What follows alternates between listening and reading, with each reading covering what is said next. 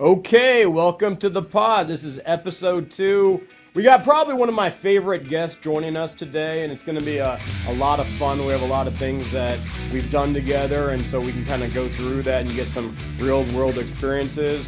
But as with all podcast episodes, I want to start with a couple statistics and some news that's happening right now. It's pretty exciting things happening in crypto. The first thing I want to talk about is, everybody seems to think that Bitcoin is the cryptocurrency that gets the most play, the one that's most popular.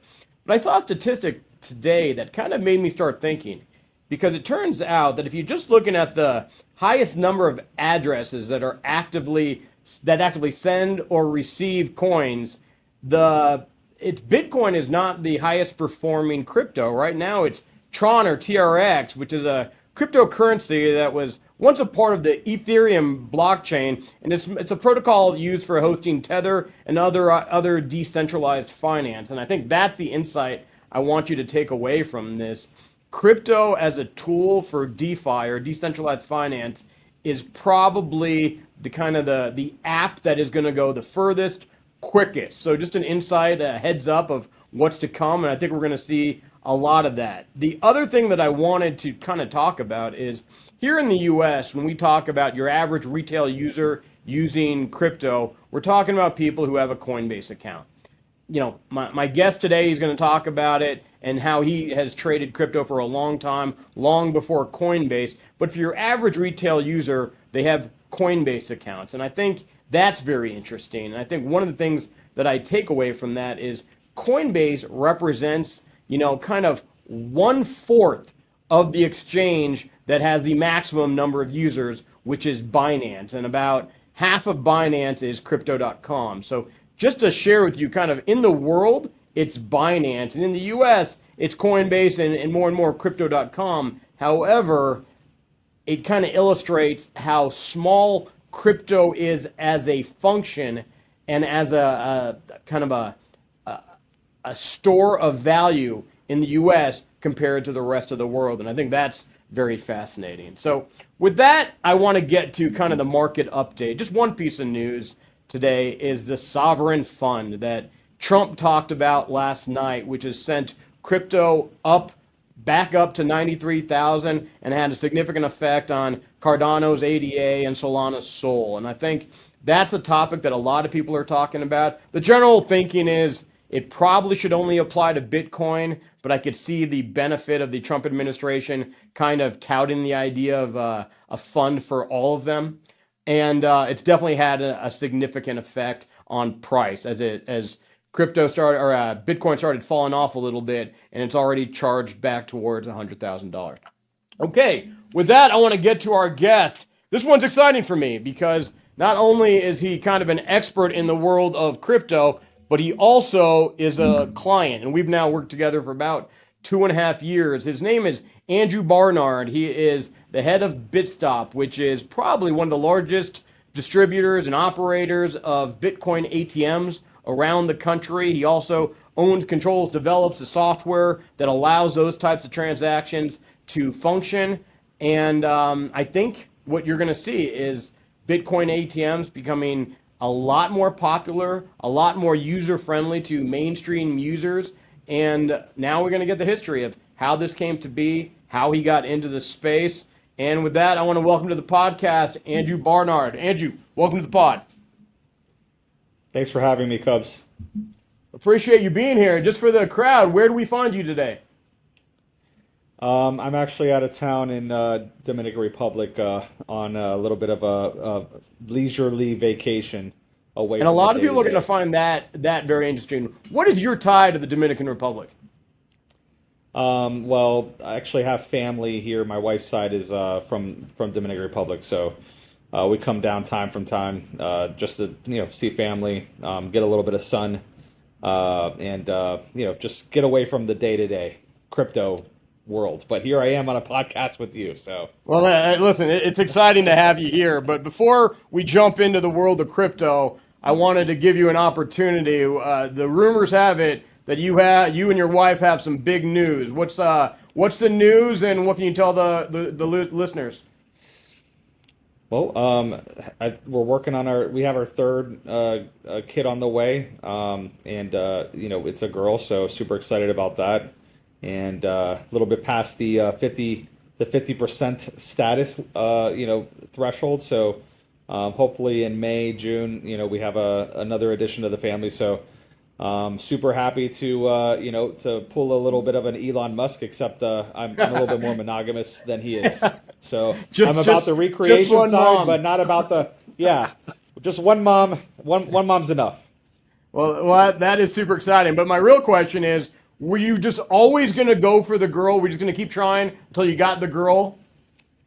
I think so. I come from a family of boys only, so I'd like to have somebody to take care of me when I get a little bit older. Lord knows that the day-to-day crypto world is going to who knows? I'm probably going to get dementia at some point from how fast everything's moving when I get older. So I need a girl to take care of me.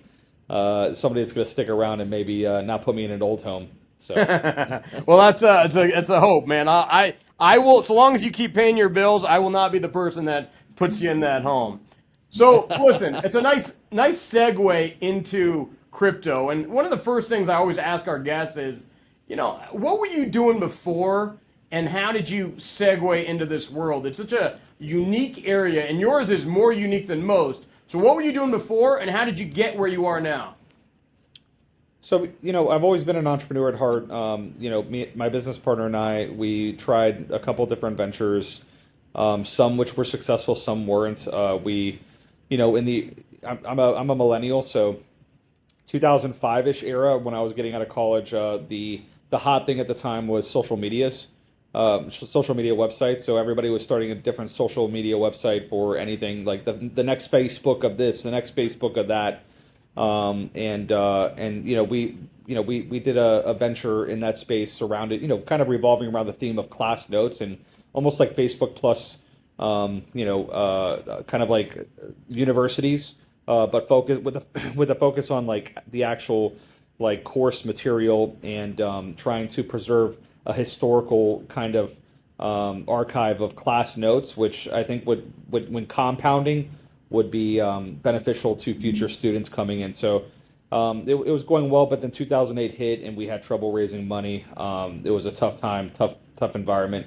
That was our first probably tech failure, and then we got into the insurance industry at one point, and that went very well. We dealt with software and a couple of different ventures around the first party kind of property damage insurance industry. We basically helped law firms and helped adjusters try to make the claims process a little bit more efficient and try to basically help homeowners recover against their insurance companies whenever they had damage to their home. In Florida, there's lots of hurricanes, lots of fires, lots of different types of natural events. So it was a good business and went very well up until we kind of found out about Bitcoin. I think when I was around 26, 27, What and year is around this? 2013. Okay. 2013. I think I had heard about Bitcoin before prior to that, right around 2011. Actually, believe it or not, a lot of people don't know this, but NPR, my wife was listening, she was my fiance or girlfriend at the time, but, she was listening to an NPR radio broadcast on, believe it or not, on Bitcoin, and this is 2011, very early. I had looked into it, didn't really fully grasp or understand it, especially the mining aspects of it. So I didn't really like grasp the actual. You have to really, really had some foresight in 2011 to understand it. And then 2013, another year or two passed by, and I think my business partner, also discovered it, and then we started looking into it a little bit more, and we realized the implications. I think right around that summer of 2013, and just started jumping into it. Started with mining it, and then we were mining altcoins. Back then, there was only a couple of altcoins. I think like the total number of altcoins in 2013 was right around 10 to 15 And total for our cryptocurrencies. listeners, there's over 7,000 now. Yeah, probably even more than that if you count tokens. You're probably into the even millions. Yeah. if you count Solana tokens. So back then there was like your menu was like, hey, here's 10 to 20 coins. Litecoin, Prime Coin, Feather Coin. I think World Coin. There was a couple of other ones, and some of these were easier to mine than others. I think Bitcoin back then you could still mine several Bitcoin per day with block eruptor cards, which were kind of like first generation ASICs. Had like a little like Butterfly Labs jalapeno miner, and got into mining a little bit, and then that was more of a hobby thing, and then ultimately we were trying to buy Bitcoin just to invest in it. Found that very difficult, believe it or not. This is when Coinbase, you had to wait like 30 days to get an approval with Coinbase to make an account, and it was very difficult. They asked you these questions, and if you got one answer wrong, you would have to wait like 24 hours to try again. It was just a pain in the butt. And then I said, okay, how can we buy it? And one of the ways you could buy it was local Bitcoins and Mycelium and a couple of other peer-to-peer marketplaces. If you wanted to buy it instantly, there were like local sellers. You could meet up with them and buy it, typically for cash. However, for me as a young 26-year-old, I think that was like pretty like I was open to the risk appetite to do that. However, it did feel a little bit kind of like shady. It's like almost like a drug deal. You're going to meet up with somebody that you don't know to basically buy digital scarce numbers, and you're paying them cash. You're meeting up at a Starbucks or even at a bank. They count the cash, and then you open up your phone and they send the Bitcoin to your phone. And even though it was a pleasant experience for me, I mean, there was no way that my mother, my father, or somebody an older generation or even less technically inclined or less a little bit more risk adverse, let's say, was going to buy Bitcoin that way.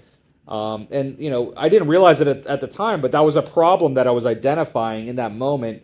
And little did I know, about a month later, we saw a Bitcoin ATM, kind of one of the first ones launch in Vancouver, at a cafe, and it got a lot of press. And I said, immediately I connected the dots, like, oh, okay, that's how you solve this problem, where you don't need to do peer-to-peer transactions with strangers. You can actually have a Bitcoin ATM that will allow people to buy small amounts of Bitcoin for cash, and they can do so privately, conveniently, and they're not waiting for the guy to get off of work. They're not, taking the risk of, that guy potentially mugging them.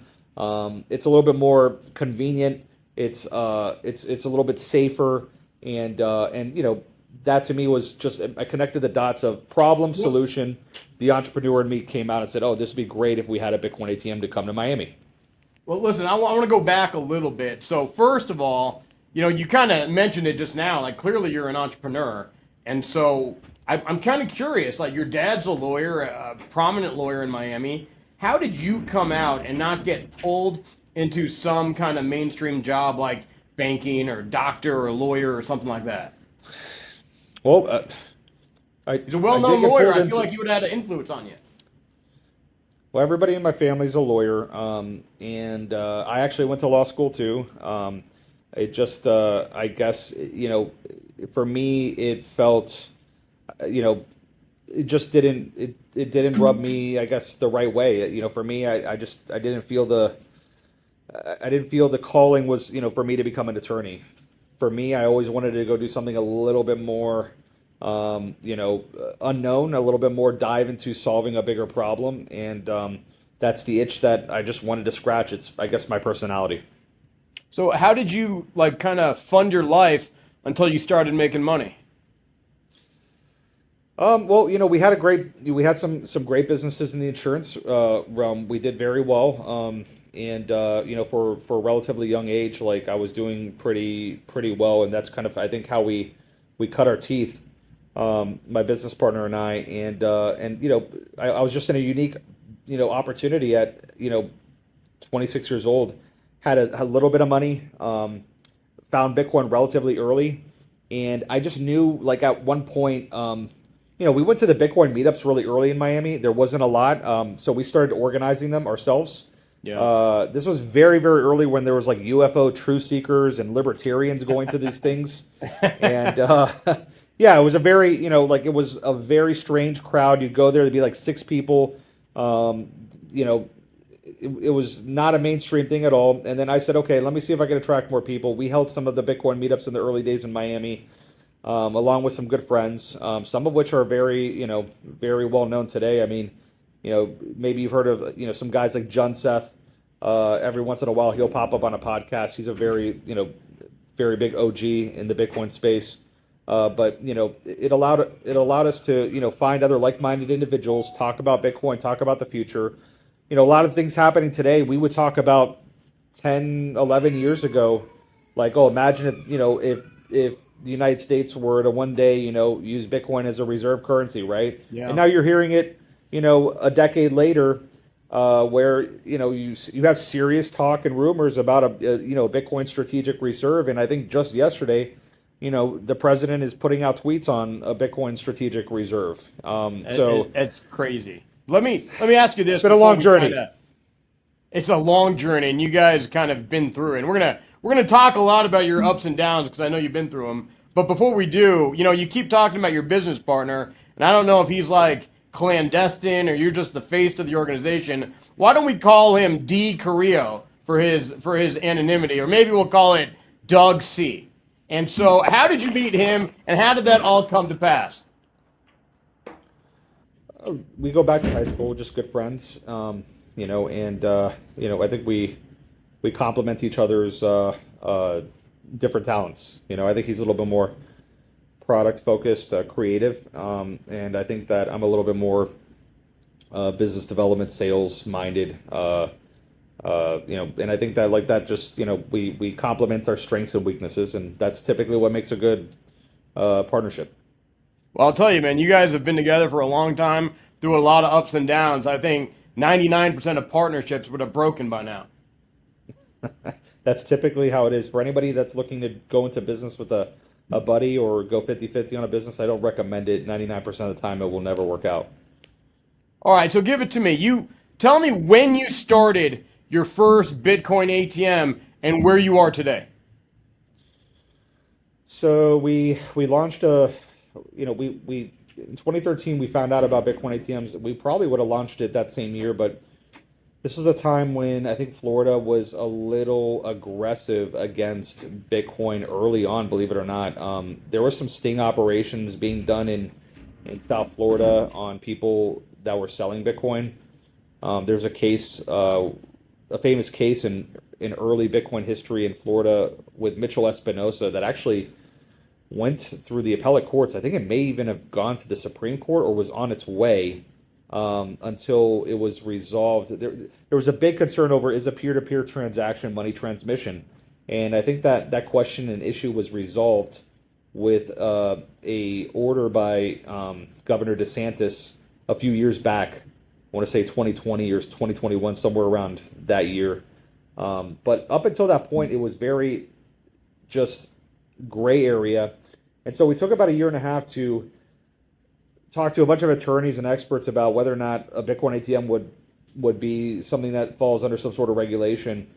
No matter how far we went with it, it was very unclear, and ultimately we decided to err on the side of caution, obtain a money transmitter license in the state of Florida, and then we set up shop with the first Bitcoin ATM that Florida's ever had installed in August of 2015 officially.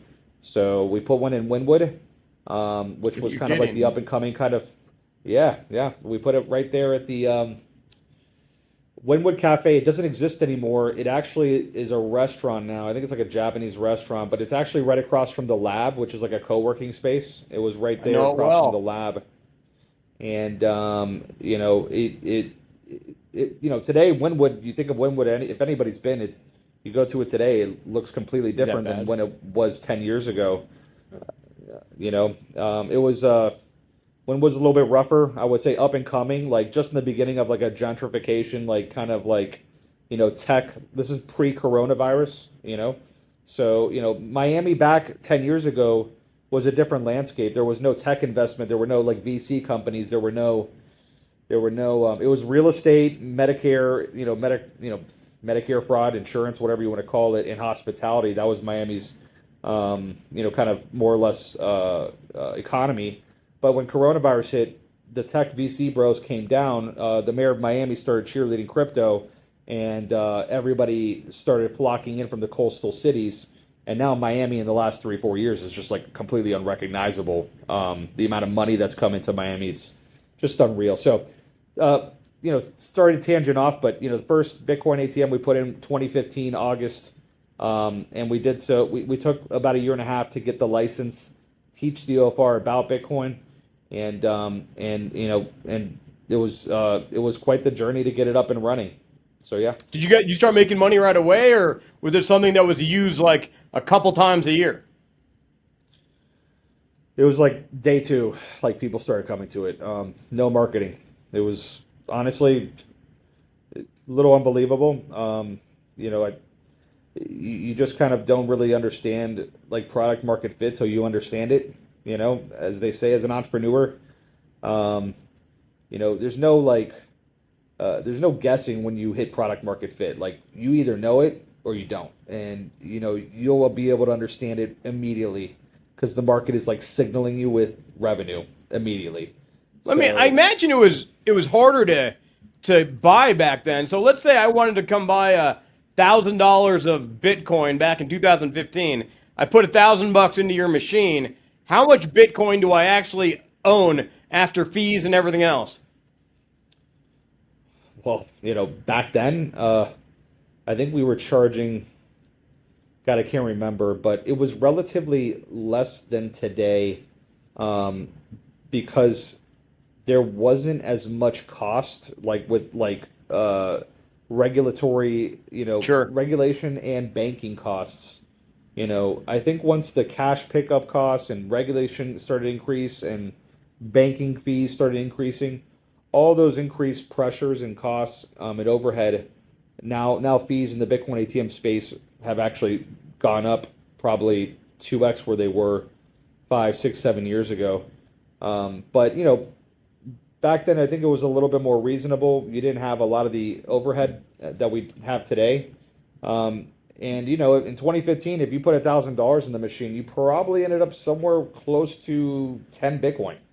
Wow. So God, that is incredible. But before we move on and see where you went from there, give me that feeling like you put up a machine, people are using it, you and your partner are making money. What did that feel like?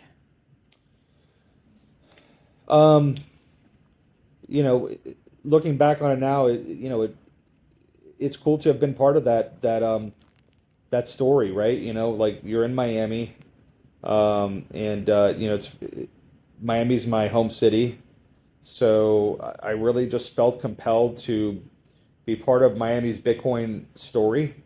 I did a lot of things. I got the first restaurant in Miami to accept Bitcoin. That was Latin House Grill. That's crazy. Yeah, it was, he was on every single news channel, both nationally and internationally. We had Al Jazeera come to the restaurant.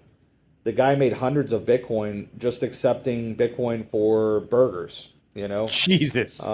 Yeah. That guy owes you big time, huh? Did very well. We set up a Bitcoin ATM at his restaurant for a little bit too, actually. It was a pretty funny story. But, I wanted to be part of the journey. I just, I became obsessed. I became this obsessed evangelist. Probably have more Bitcoin today if I wasn't such an obsessed evangelist and more of just a sit back and do nothing type. But it's hard for me it's hard, I don't know, at least for me at a young age to just sit back and passively do nothing with my life and just sit on my laurels. I'm more active and, I want to be part of the overall story. And, I'm glad that we could participate. It felt good to answer your question. It felt good to be part of that story to start a business and to make a profit and to serve an underserved demographic. So where'd you go from there? So you got one, you got maybe you're starting. Well, actually, before we get to that, we're talking about Bitcoin ATMs. Like we can go down to Target or Home Depot and buy one. I imagine that is not the case. How did the manufacturing side work? Where did you get them? How did you figure out where to get them? How did you learn the skill set to actually know that part of the business?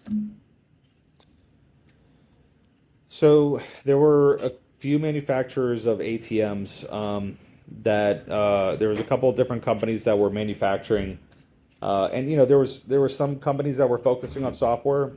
some focusing on operating, some focus on just manufacturing, and some focusing on all three. I think that today, a couple of operators focus on all three, or at least two, software and operating. But back then, we were focused primarily on operating. We worked with a couple of different manufacturers like Lamasu out of Portugal, and they were our first partnership. There was another one, RoboCoin. They're no longer in business. They went out of business. And then we went with another one, Genesis Coin, which I'm now owner of Genesis Coin too. But Genesis Coin was one of the, I want to say I think the first to really get the model right, where they teamed up with a very rock solid traditional ATM manufacturer and OEM their software on the hardware. That really provided the industry with its first sense of scalability. Wow. So yeah, that's kind of like, I think, how we really got started. Ultimately, we were always focused on software, and felt like that long term that was a strategically good decision to focus on making sure that we were creating our own software and just making sure that we had some sort of control over that experience. I think that's paying dividends for us today. So that's where you were. So you started growing. So give us a little sense for the expansion. You had one in Wynwood. How quickly did you proliferate across the country, and where are you now? So I think like the first couple of years, everybody was just figuring out the model. The biggest constraint back then was banking. Most operators could not get a bank account. This was a time where Bitcoin was just not really heard of, and there was questions in every jurisdiction as to whether or not this is something that could be regulated. Most banks don't like uncertainty, and they also don't like things, new businesses that they've never heard of before. So there was only a few operators in the space that could get a bank account, like a good one that could scale at the time. And unfortunately we were not one of them. So we had a rougher. We were kind of one of the operators that had a rougher time growing fast. But there were some great, I want to say, open-minded banks and or other money service businesses that had good connections to banks that were able to eventually bring those connections and provide that infrastructure and support for operators that were trying to do a good job and wanted to grow larger and scale. And eventually the banking issues started to get resolved for most operators around 2017-ish. After 2017, that's when the industry started to really take off. Like, that's when everybody started to get their bearings, started to check all the boxes that were required of growing quickly. And that was just when the industry started to grow about 100% year over year in machine count. Let me ask you one question. Did you ever transact on Silk Road before, for anything, or did you ever do that? I've never met somebody that actually did that, and it occurred to me as I'm reading about the guy who just got out of jail, like, kind of, did you interact with it before it kind of got shut down? Luckily, I was out. I was past my early 20s when I had even heard about Silk Road, and no. So to answer your question, no, I did not, and I did know of other people that had. Most of those people never kept their Bitcoin. They were just on it to actually use it to get whatever they needed to get, right? Yeah. But I was still around in the early Mt. Gox days. I want to say, like, I was still around when Mt. Gox was open and starting to have trouble. But luckily, I wasn't caught up in the whole Mt. Gox going under. It's so thing. crazy. Yeah.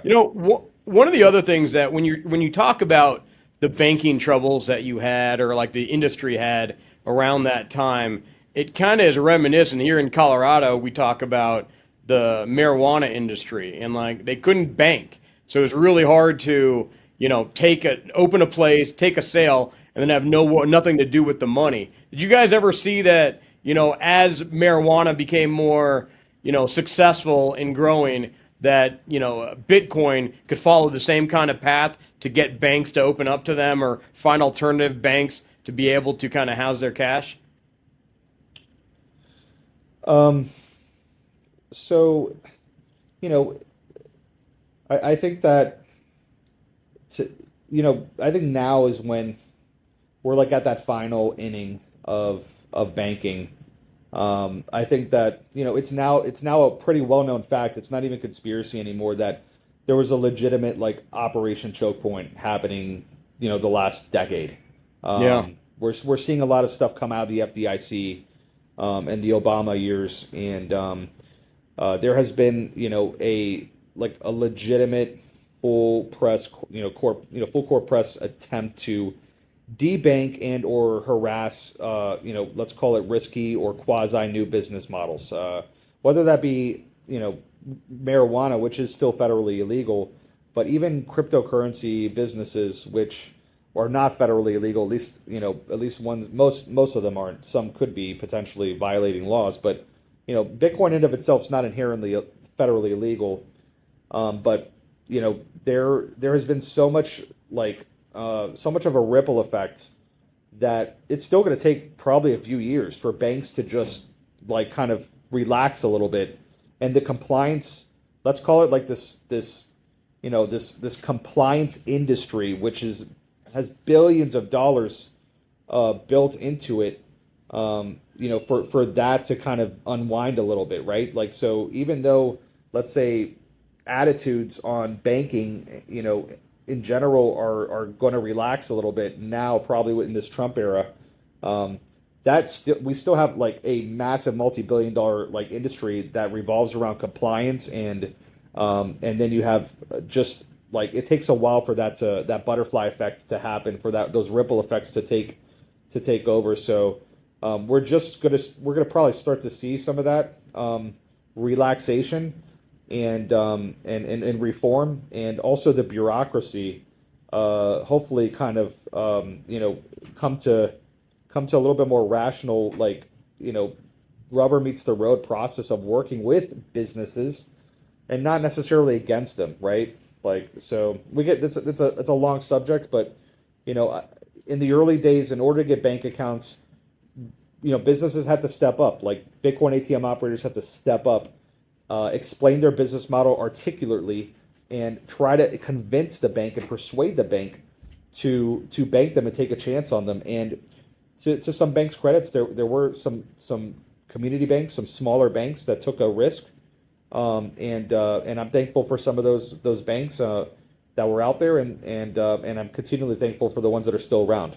So let me kind of delve into that a bit. I know I don't want to make this a political thing, but I'm actually just kind of curious from your perspective, what was it, that motivated, these administrations, the SEC, to kind of, have the attitude that they had towards crypto businesses? Where did that come from? Was it they were scared of fraud, or was somebody kind of paying them to pursue this? Was it the compliance industry that was lobbying? Where was it? I think it's all about control and money, power, to be honest with you. I think that, there's no representation in the bureaucracy, whether it be federal or state, very little representation. And so when you have unelected bureaucrats, arbitrarily interpreting laws, and they can't box you. Till this day, even today, there are plenty of regulators where you are asking them, hey, do I fall under the rules? Here's my business model. We try to be transparent. We're trying to ask for permission. We're trying to, give you an opportunity to tell us what you think. And some regulators will be like, we're not saying anything. Operate at your own risk. Which to me is just it's just very telling as to what the attitude is, which is just, there's no repercussions. There's very little representation, or, as Elon Musk would say, the will of the people, right? And so you want a government that's working with, for you and with you. And, it's one thing for a regulator to say, hey, this is what you fall under, or I'm not sure, why don't we work together to figure it out? Or maybe you can help us, we can help you and you can help us try to identify, how to make a new framework if the existing framework doesn't work out. But instead of doing that, there is very little appetite to put in the hard work. That's what I've noticed. Regulators don't want to put in the hard work of figuring it out, and it's that lack of work ethic which tells me that there's no repercussion, there's no incentive. The incentives are misaligned internally, and instead of putting in the work, trying to create a dialogue, many regulators, and not all of them, by the way, there are some really good regulators that are trying or have tried to put in that work, but some regulators just are, hey, take a chance. I'm not going to tell you anything, and if I don't like you, I may just go ahead and file a lawsuit against you or try to put you out of business. It's up to you to figure it out, and I don't really care what your attorneys tell you.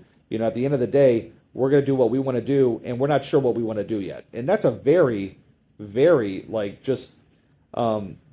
scary. To me, scary. that's a very scary attitude. Yeah. And it's indicative that there's some sort of misalignment and perversion of incentives internally. Because that's not, that's, in my opinion, that's just not how government should be working with entrepreneurs and with businesses that really want to do the right thing. But why do you, we purport to be a democracy. We elect our officials. Why is it this is the result we're ending up with? And believe me, I do it all the time where I deal with, enforcement agencies, and rather than try to understand what's happening and that there is no infraction or it's something else is going on, they just rather throw the hammer and collect a fine. And I'm trying to understand, and well, if we elect people, why is it that that's who we're getting? Well, I think, again, it comes down to, everybody's outsourcing to everybody else. It's the blind leading the blind. And, we had that Supreme Court case, Chevron, kind of overturned, last year, which was a big deal. Yeah. That's going to have a reverberating kind of repercussions in the coming decade. But I think legislature has deferred to unelected bureaucrats for a long time, and bureaucracy is built upon bureaucracy. And really, instead of, I think that bureaucracy has gone to a point, and I think we see it with recent, elections have consequences, right? And I think that one of the biggest things has been this forced state of government, this unelected bureaucracy, which has, you have regulators fighting over other regulators to regulate something, and it's gotten absolutely out of control, and it's hurting.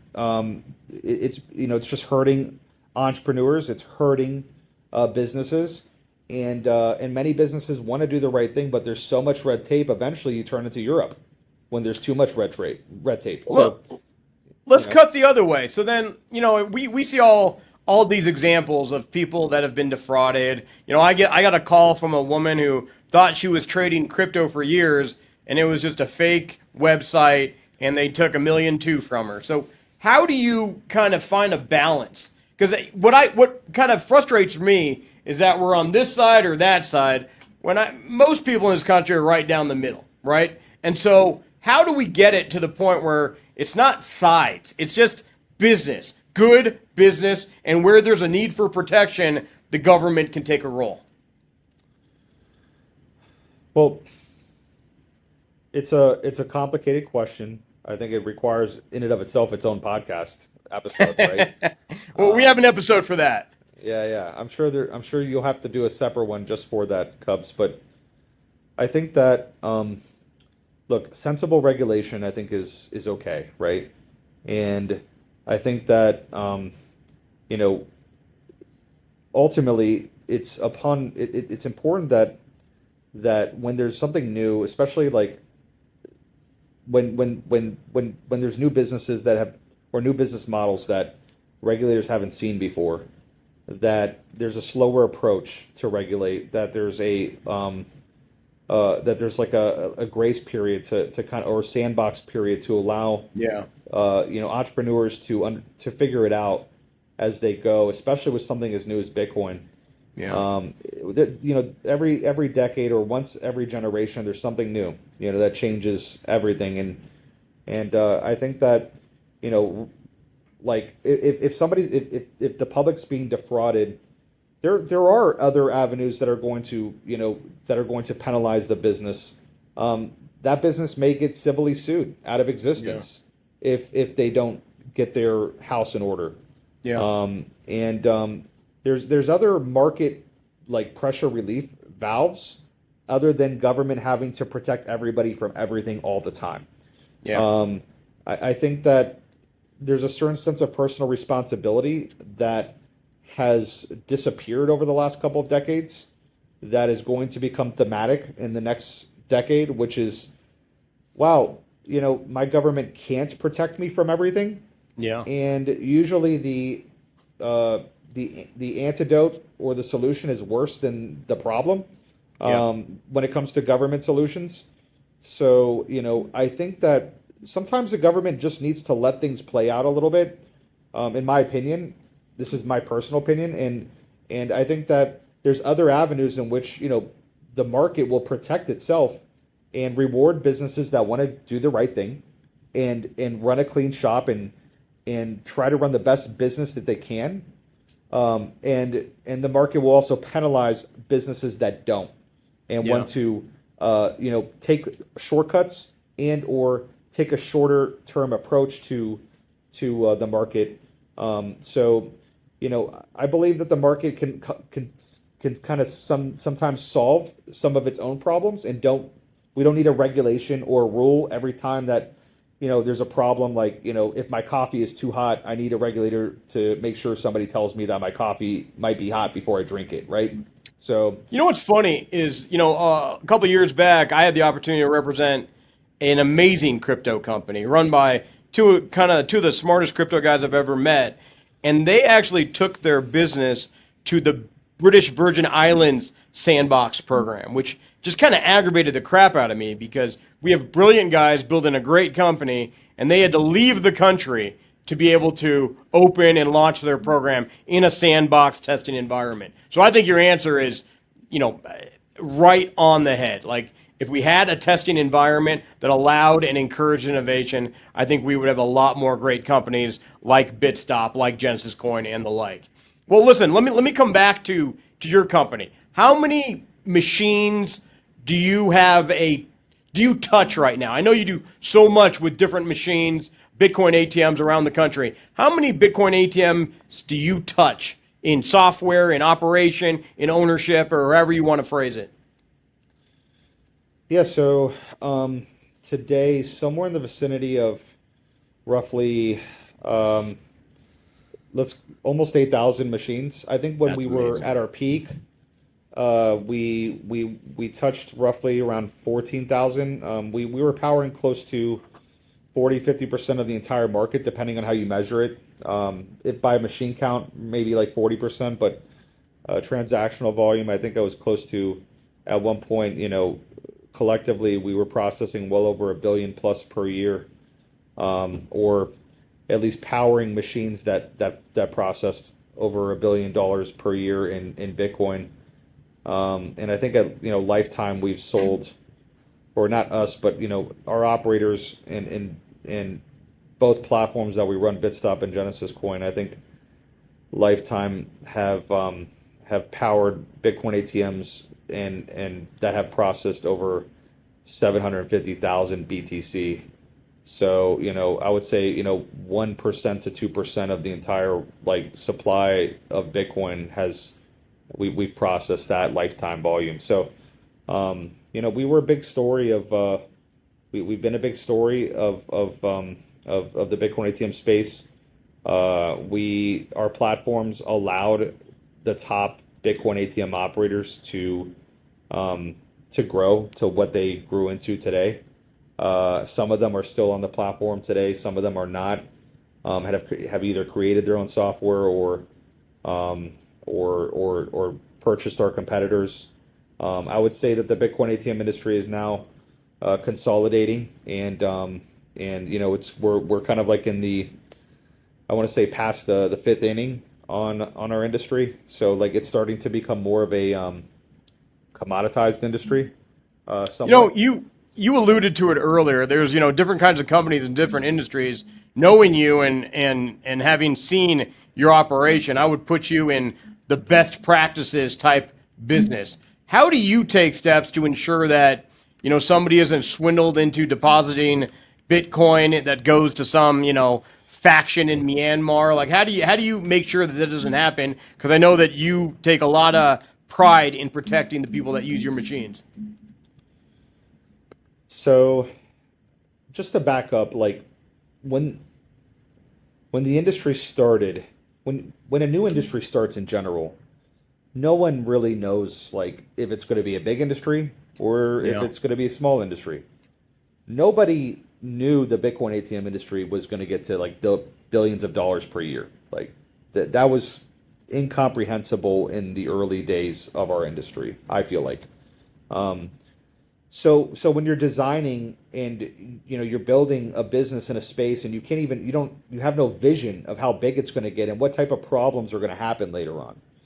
I think regulators like look at any industry and feel like you should have known this was going to happen or you should have known Yeah. or done something more.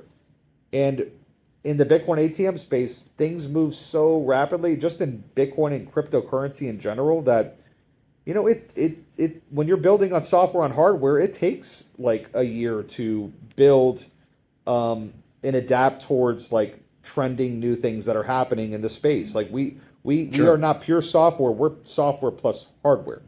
There is a lag to our industry.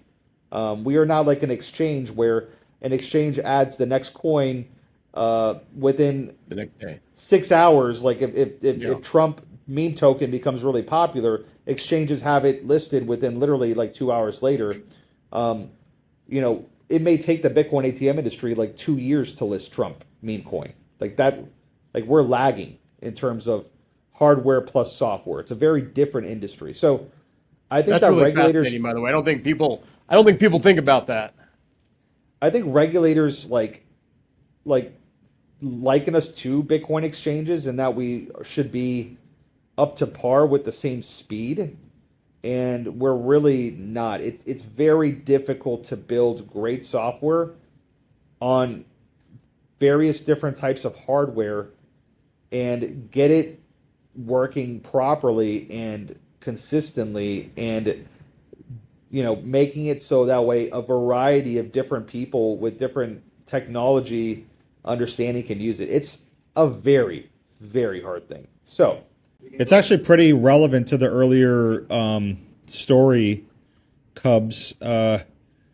We actually could. This goes back to the bank account, story, in which I think Justin, who, if I'm not mistaken, comes from like more of like a constitutional law background and had been working, in various different, I guess, law firms, related, doing issues primarily around constitutional law. He was very passionate about it. But we met him through a mutual friend, and I remember Justin came to my office one time with Matt Cohen, who at the time was a colleague of his, really nice guy too. Can't remember the firm we met you because Justin's been at like five firms since then, but Imagine it was Two. Carlton Fields, right? Two. it might have been. I think it was Carlton Fields. All right, it was Yes. like Yeah. two firms. Sorry, Justin.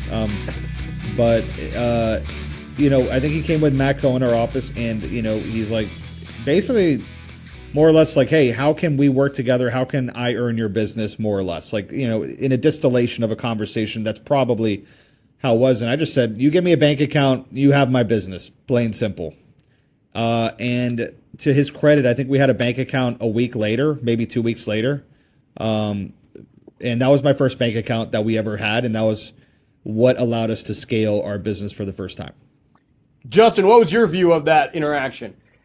You know, um, I don't remember what year this was, but I think sometime around 2014 or maybe early 2015, I convinced the law firm that was like, hey, there's so much like activity happening in the Miami tech space. you don't want me to sit in an office all day. So I got them to get me like a we kind of like a equivalent of like a WeWork space Yeah. um, at this place called the Lab in Miami. And I Drew was think, talking about it earlier, the lab. I feel like that's where yeah, all technology started in Miami. yeah. So I would ride my bike from my office to the Lab, and I would hang out there. And Bitstop had like a desk, and I think I am I correct? Like it was just like a two-person desk, like at at Bitstop at the Lab, and that's sort of where I met some of the group. And yeah, at the time we were like working with a lot of banks and trying to like get them to be more interested and okay with crypto. Not necessarily for like onboarding clients, but it was just like a new thing. So we were going in to all of these sort of newer, leaner banks and giving presentations. And it I think goes to show you that like relationship is like an important aspect to like all businesses because we had developed like enough credibility that when we went into to introduce, Drew and the crew to the bank, they had already sort of knew who we were. We had explained it to them. They kind of had some amount of trust. And then, Drew and his team was able to, seal the deal, which is, the best case scenario. Drew, well, one, I just curious, how did you get that bank account open?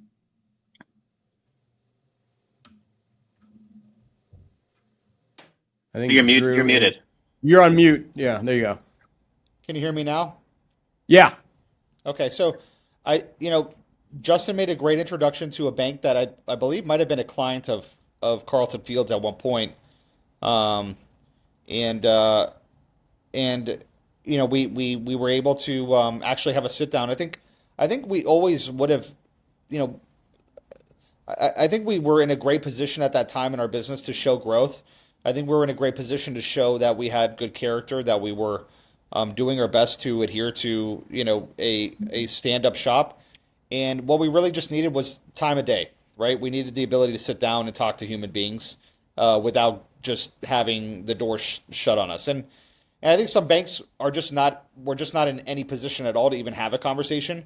And then other banks were willing to at least listen. And it was hard to find out which banks, were in that position. And Justin was able to introduce us to one. And, we were able to seal the deal by just being transparent about our business model, educating the bank, and showing that we really cared about running a clean shop, about our compliance, and about growing the business in a stand up way. Let me ask you this. Since the inception of Justin's crypto law career, he's become like the crypto law guru. But how did he give you confidence way back then that he knew what he was doing? He could understand the model. He understood crypto. He understood Bitcoin. He understood the revenue streams of your business model to like bring him on and say, let's trust him with everything. Well, Justin, really is an entrepreneur in it of his own right. Like he really, in the early days, there was very few lawyers that jumped into this. I call these the Marco Santori days, right? Like, he was like the only attorney back then, like that was really jumping in this full throttle. And Yeah. and then there was a couple of other attorneys. I think, Carol Van Cleef was another one, like back in the day. I remember her. And this was like a very, very, very new thing. And, there were some attorneys that, really went all in. And I think Justin was one of those that were just fascinated about the space, fascinated about the technology. It's one thing to want to jump in and just to make fees and just to be in it, to say you're in it. But there's another, there's other lawyers that really jumped in and wanted to be part of just the journey and the story of crypto's rise. And many of those lawyers that the super passionate ones ended up going into private practice for Bitcoin companies today. Yeah. There'll probably be even more. We are still in inning two maybe of where this is all headed. But Justin, just that's so you know, that's Drew's way of wooing me into Bitstop as a full-time position. You should do it. Like I always think you ever watch like a reality show and you have like these like kind of sassy people and they're like, I'm not here to make friends. I'm here to get the money. I'm not here to make friends. And I always say like I'm here to make friends. So like, you know, um, you can imagine like especially in the early days, there were so many different people who wanted to be involved in like some sort of crypto or Bitcoin thing. And a lot of those are not necessarily people that you want to take on as clients or you want to associate with.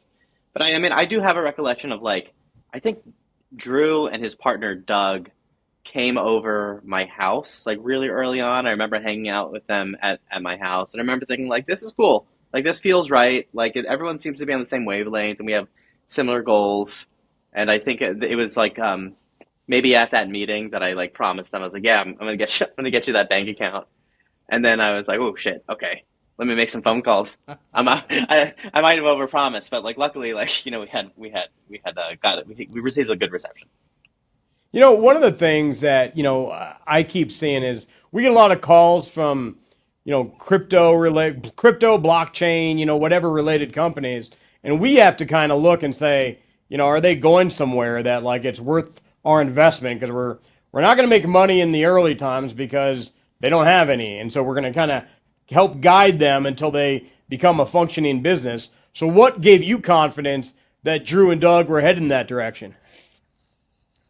Oh, I mean, I didn't have like so much like I was just like I like them, right? But like I didn't know, He's like, oh, I just took a shot out of yeah. nowhere. No, like I like them, but you never know. I mean, like I have a buddy who he worked for what became like a really large crypto company, super early years, and he left before anything took off, and because he just had no confidence. And I was like talking to him one day, and like he was just like imagining what his like equity and token grants would be worth. And he said, and he goes to me, he goes, I know a lot of people who are as rich as they are dumb right now. And it's like just sort of like goes to show you like you just never know. Like a lot of building a business is luck, right? Like Drew's a smart guy. His partners are all very smart people. They knew what you were, they seem to know what they were doing, but so much of it is luck and timing and meeting the right people at the right time. So you never really know, and you just sort of think like, can I add value or can I help? Can I help? Is this going to be fun? But yeah, who knows? Like, there's a lot of really great companies that failed just because the timing wasn't right. So what do you think of the Bitcoin ATM, the future of the business? What should Drew know about what's going on in your head about his industry? Oh, I don't know. I mean, I wouldn't say everything on a public forum, but I do think like, look, the complications. In some ways, it's gotten more complicated to run a crypto business in like the new administration than in the prior administration, because in the prior administration and for like since like the inception, a lot of it was defensive work, right? Like you have to think about like, okay, like at a federal level, they don't like us. They're trying to stamp us out. At different state levels, they're trying to stamp us out. There's not real clear legislation. We're still building all this. At this point, like a lot of the early difficult questions have been resolved, and now it's okay. It's harder. How do we get market share? How do we grow? How do we do things offensively? So, I mean, I just think that like it's the set of problems have changed quite a bit in the last 3 months, and certainly in the last like 5 6 years. Does that mean competition? Drew, are you seeing a lot of competition come into your space? Um, so I would say that particularly our space, we, we, I would say like last year we were certainly on a federal level, like pretty worried about just the overall like pressure from the federal administration. It seemed like they were not particularly like just enthusiastic about our space. I'll just put it delicately. Um, Yeah. and I think that like now it is more complicated because I think federally it's a lot more pro Bitcoin, but that leaves states now to kind of figure it out rather than it looks like, federally they're not going to maybe touch much, or they're going to actually retract from some of the aggressive kind of standpoints. And I think that's going to make states now, it's going to embolden states to take positions. Is where I think, that might be what the soup du jour is today. However, frankly, honestly, on a quarter to quarter basis, it almost feels like it's changing all the time. So, whatever we're talking about in this podcast today might be completely irrelevant, like in, I don't know, 3 months' time. So, I guess what we're seeing is actually a decrease in new operators and an increase in state by state regulation, and so there's more consolidation happening probably, and I think that you know not the consolidation of M&A, like, which is weird, but more of like a less operators coming in, more operators that are calling it quits, and then just a few really dialed in operators that are um, increasingly trying to become more competitive and going the distance, that have the endurance, the stamina, and have put together all the pieces to kind of evolve with the constant shifting sand. So I guess those who are best prepared to be nimble and flexible and change, like on a dime, are going to be those that are going to probably survive this year. Um, Even big guys that you would think right now, big players in our space, that have the resources to probably go the distance. If they're over leveraged with debt or something like that, they'll be too rigid, and they won't be nimble enough to adapt to some of the changes. So it's not about just having economies of scale, but it's about having economies of scale, the stamina, and then also like being able to skate towards where the puck's going to be, not wait for the puck Yeah, to come to you.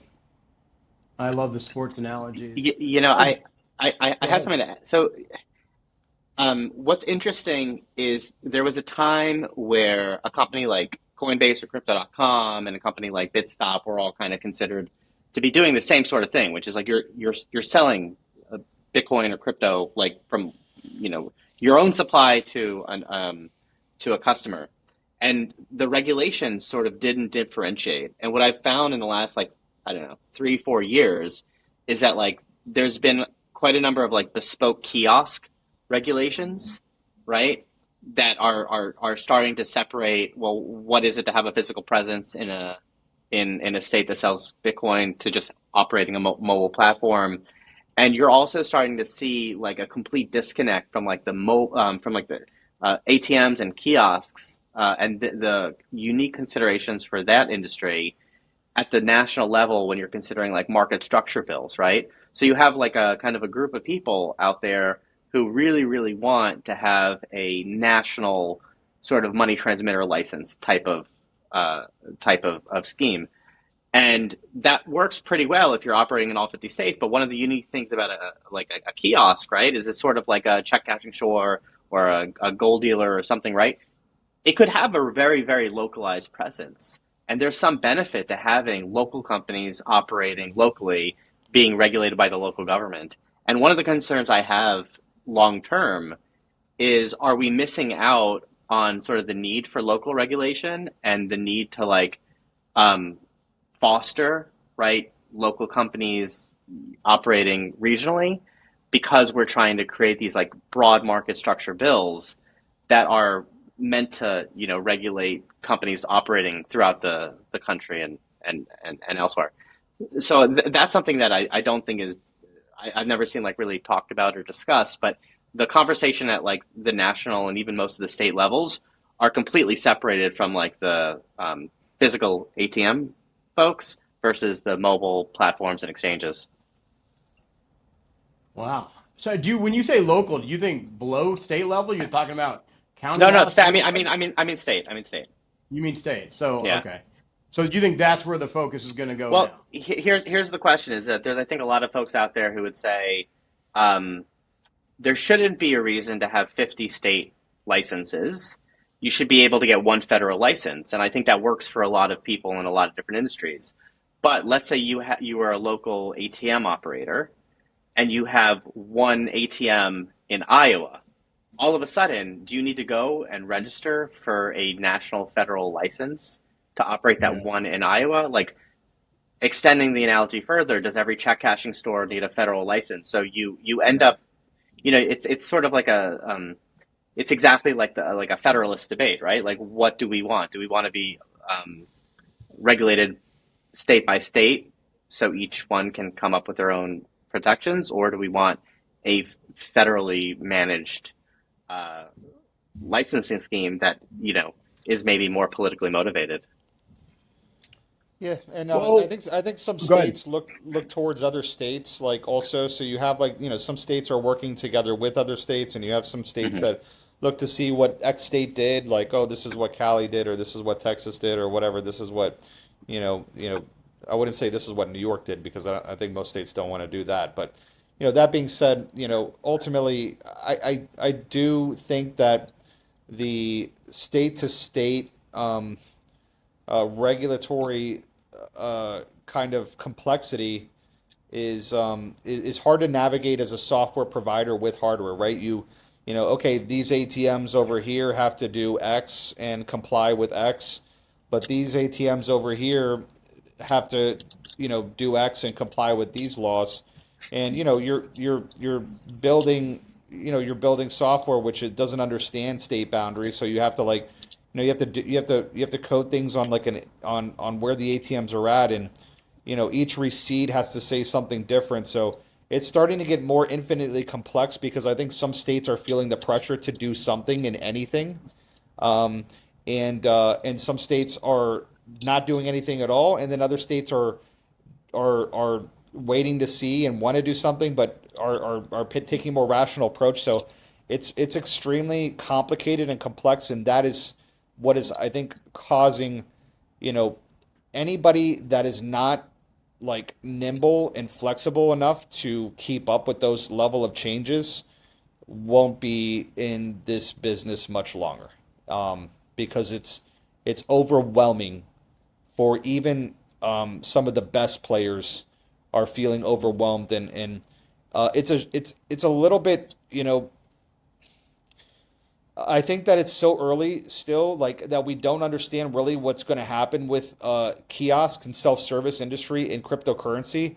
Like, I think that with stable coins, like this industry is going to evolve like tremendously in the next couple of years, and it would be a shame for there to be such complex regulation that it prevents innovation happening in self-service kiosks. I think that's going to hurt. I think that's going to hurt a lot of different people and I think that it would be best if things were to slow down just a little bit more while we wait for kind of the technology to see where that's gonna go because I don't think that it's just gonna be selling Bitcoin on an ATM 5 years from now. I just don't see that as like that's just going to be like a given, right? I think that it's going to be much different of a business model. And if we box ourselves too hard into regulation, that might hinder our ability to evolve as an industry. Well, let me ask you this. We're gonna split the last segment in a second here, but I've been wanting to like find a moment to talk about gold ATMs. Could you give like a 2 minute on what that is? Because I think it's fascinating, and we're gonna get you back here for a whole podcast on that subject. But just as a little kind of taste, what are you doing with gold ATMs? What is it? And we're gonna post my picture where I went and withdrew about $1,000 in gold ATMs when we launched this podcast. But then we'll do our final segment. Go ahead, tell us what it is.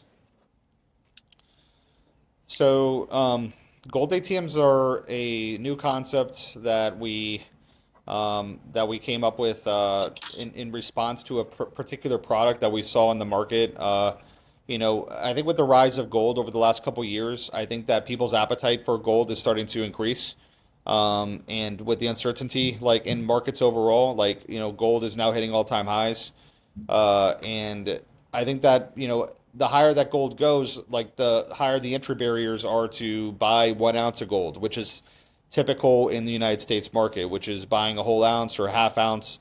That's now a whole ounce, bar gold is roughly $3,000.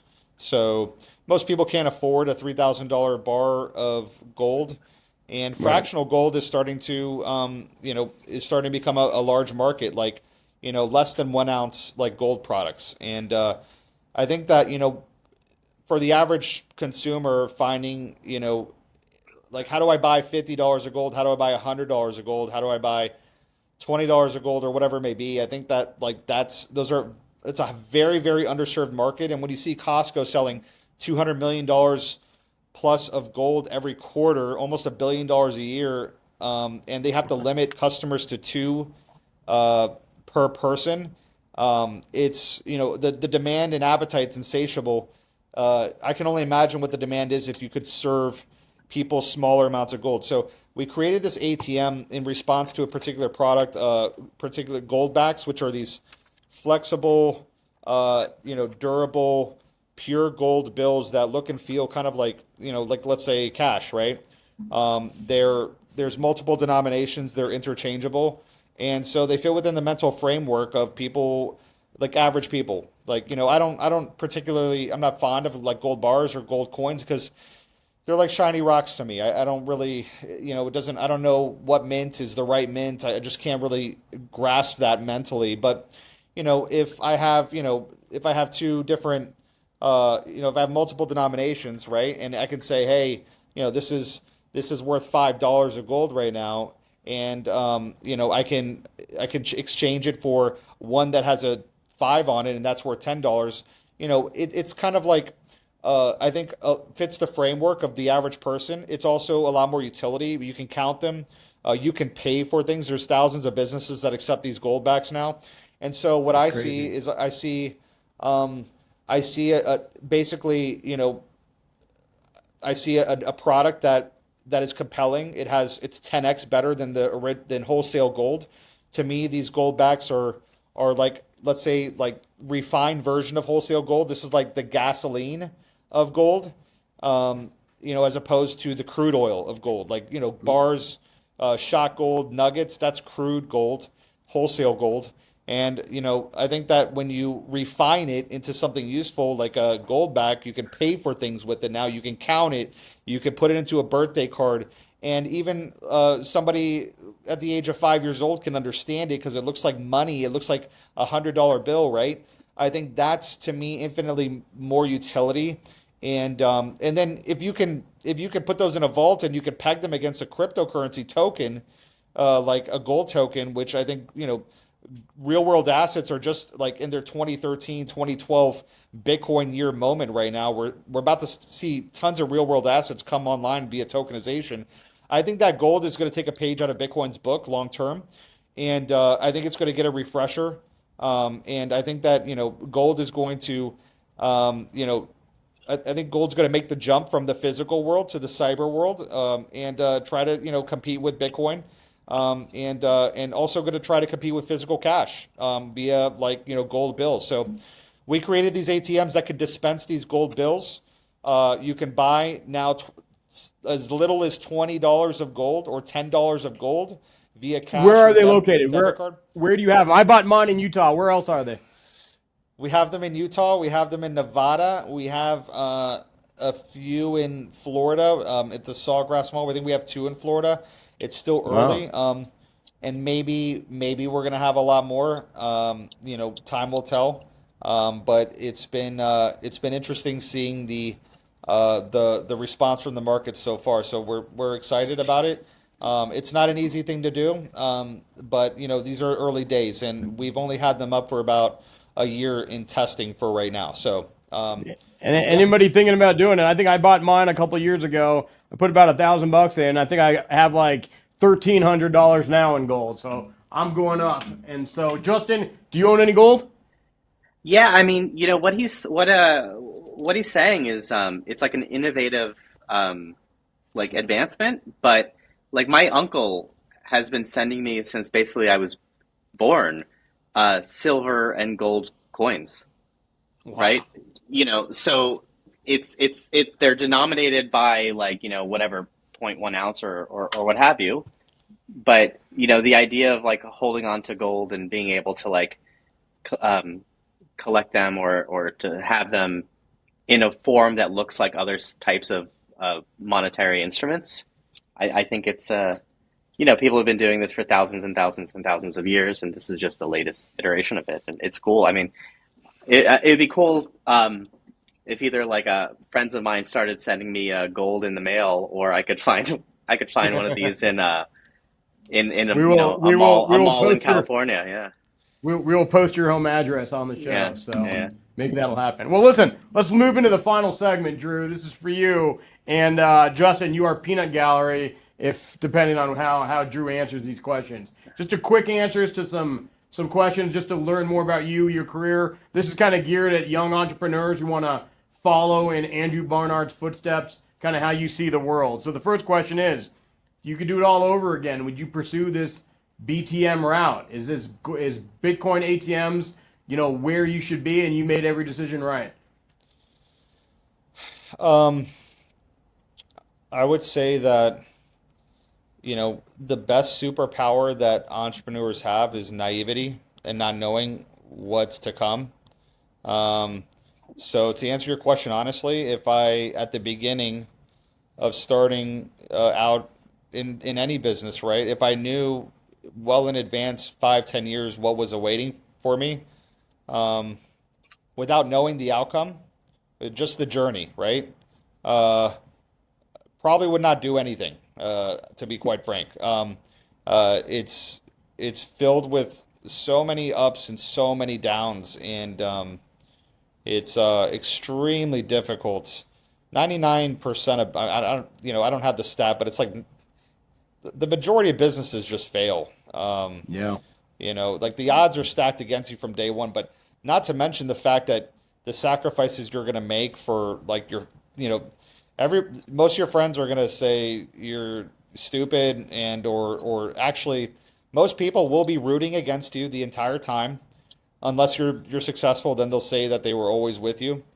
And and then you're going to make immense sacrifices. You won't be able to see your kids all the time. You won't be able to see, but put in the attention to your family that that maybe other people can, and you really really have to want it. So to answer your question, no, I probably if I knew the journey ahead of time, I probably would not do it. But that being said, having gone through it, I think it's made a it's what I truly have enjoyed is just how much I've learned along the way, and that life experience is invaluable. I think builds tremendous character for anybody. So it's one of Well, it's those a things where you just don't you just it's very difficult being an entrepreneur. I think Elon Musk once said that it's like looking into the abyss and eating glass. I would say that's accurate. well that's a good segue into the next question, which was, I know your life. I see you. How do you balance your wife, your kids, and everything that's coming at you at work? You have to be very organized, and you have to be good at time management and very good at delegation. You either get with the program and you level up, or you fail.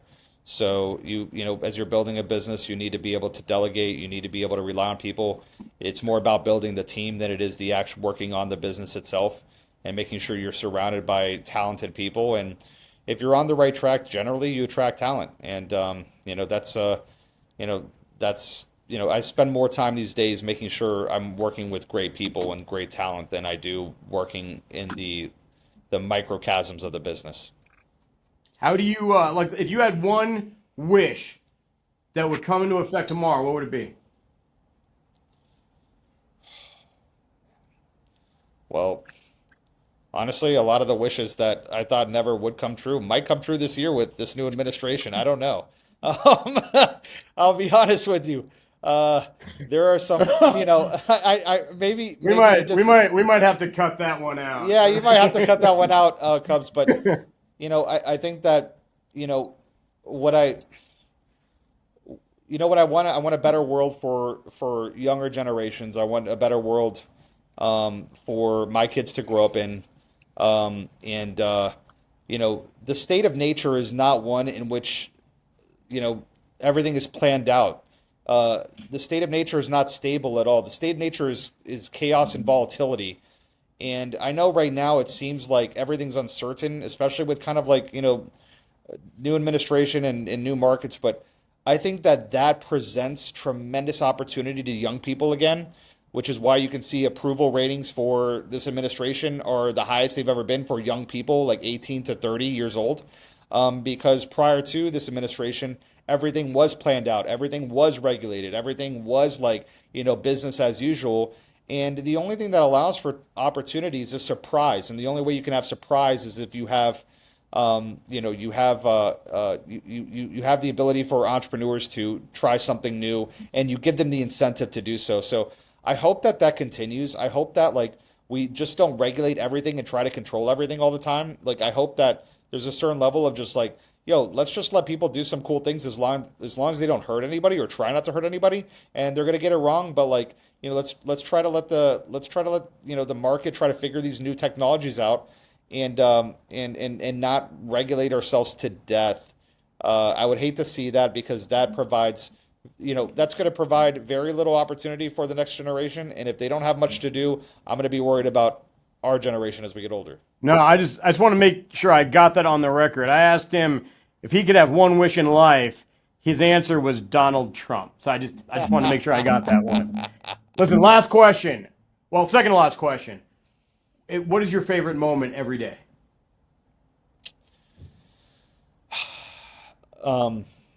Waking up to see my kids and my wife, honestly. Yeah. Just having, I have young kids right now. I'm in that young, like perfect phase, I guess. So for me, my favorite moment is my family, and watching my kid just literally excited, like I'm Santa Claus whenever, he wakes up. Like that's to me is like, it makes it all worth it. And I go out there and try to fight for him, and I try to do the best I can for my kids and for my wife, and I hope that they're proud of me. It's not a shock why you and Justin are so close. I think he gave almost verbatim that exact same, except he liked the moment in the evenings where you prefer the mornings. I like the evenings too, right, when I get home when I get home from work, and I open the door and they run to me. Also, that's pretty fun. And it's such a nightmare to try to get kids ready for school. The mornings are not as good as the night. All right. Listen, last maybe thing you're I right, want you Justin. listen, a lot of this podcast is geared at helping what I consider my audience to be, which is 30, 40, 50-year-olds who are trying to leave a job, leave an industry, go out on their own. What is a singular piece of advice for you have for anybody that falls into that bucket? But never give up. I'll tell you, like I'm just starting to get like a little bit of a grasp on how to handle a business and how to really like grow into my shoes. I'm 38, and I'm just starting to like get it now, and dial in a little bit. Like I'm starting to get that founder mode like rhythm a little bit right now. I think I've seen majority. Look, money's not like everything. It's not the reason to maybe start a business only, but like if you have a problem that like is a big problem, and the bigger the problem is, and you have the ability to maybe to solve it, like generally people that have a lot of life experience and have like learned a lot, maybe like have a lot of connections, or generally when you hit like 40, 50, you can typically, not always, some people, you have the ability to solve like big problems, like because of what you've learned and your experience. And a lot of people that age, probably at the same time, the conundrum is like it's too risky to like take a leap of faith and go for it at that age, because you have too much dependencies, and you're a little bit more risk adverse, or majority of people are more risk adverse, and can't reinvent themselves if it goes wrong, let's say. But the majority of billionaires like are over the age of 35, like 40 years old. Like, most people that didn't that became a billionaire and solved a massive problem and created an amazing company, like most of those people didn't do so till after 40 years old, because it does take like a decade or two of figuring out life before you can solve massive problems. So I would say don't That's give awesome. up, go for it. And not everybody is fortunate enough to be like to take on like lots of risks, but if you really have the ability to muster the resources and put it together like a true entrepreneur, it may not be as risky as you think. Sometimes it's riskier to stay where you are, so Listen, there's a lot of people in the federal government learning just that right now. So, listen, we're going to cut to my last segment, and this last segment is kind of a commentary on the guest, because what I try to do is kind of impart something I've learned in my entrepreneurial life, and I use something I've learned from each particular guest to kind of illustrate it. Well, before we get into that final segment, I want to thank our sponsors. I want to thank Treeline Veterinary Cancer Care, loving your pets as much as you do. Lalchandani Simon, a boutique technology and healthcare law firm. Now, the lesson that I want to pass this week is, over the course of my life, I've had moments where I've been incredibly stressed out, like to the point where I can't sleep. And what I've realized is, as I've gotten more experience, I've gotten better at dealing with those things, how to isolate those things and make sure that whatever's happening to me at work, whatever's happening to my clients is not affecting me personally. And so I call it resiliency. And learning resiliency is probably for me the number one attribute of a successful entrepreneur. And I can't think of somebody more than Andrew Barnard who has adapted that skill to his life. This guy, in a new world, he's been taking fire daily. And how do I know that? I get the emails as well. And every day stuff comes in. But when I talk to him, his approach is calm, strategic. Let's talk it out and find the best path forward. It's never panic. It's never reactive. It's never anger. And how you obtain that skill, I don't know where you got it. I imagine it's from what I guess we're at 12, 13 years of doing this. But that skill is something that I think is incredibly desirable. So kudos to you and everything you've had. Thanks for coming on. We look forward to the next one, which is a week out, and we will introduce the guest pretty soon here. Thanks for coming on the pod. thanks for having me. Thanks, guys. Good to see you.